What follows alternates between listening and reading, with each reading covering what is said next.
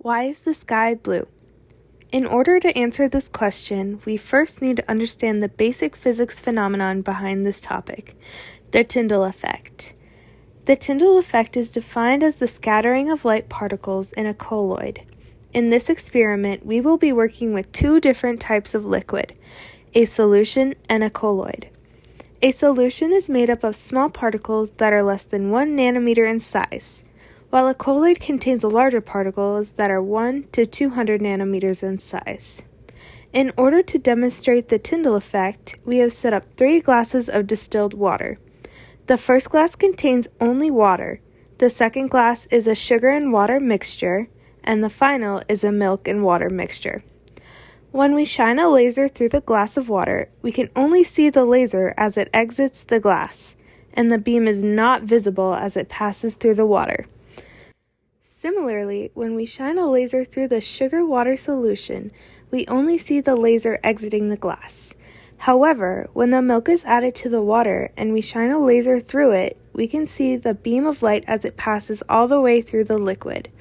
This is because of the Tyndall effect.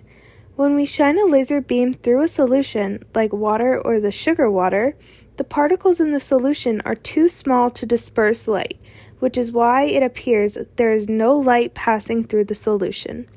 However, when we shine the light through a colloid, like the milk and water mixture, we can clearly see the beam of light all the way through the liquid, because the larger particles in the milk are dispersing light that is visible to the human eye.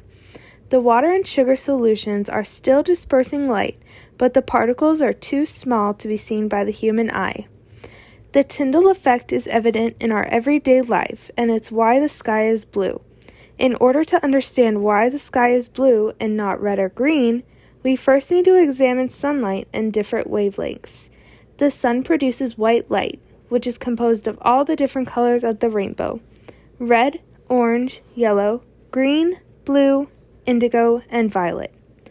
Red has the longest wavelength, and violet has the shortest wavelength. As sunlight travels down to Earth, the atmospheric particles are much smaller than the wavelength of light, so they tend to scatter shorter wavelengths, like blue, rather than larger wavelengths, like red. Even though all the colors are being scattered as light travels through our atmosphere, blue is being scattered at a much higher rate, which is why our sky appears blue. The milk and water mixture acts as the Earth's atmosphere in our experiment, and the laser beam that we shine through the colloid is sunlight.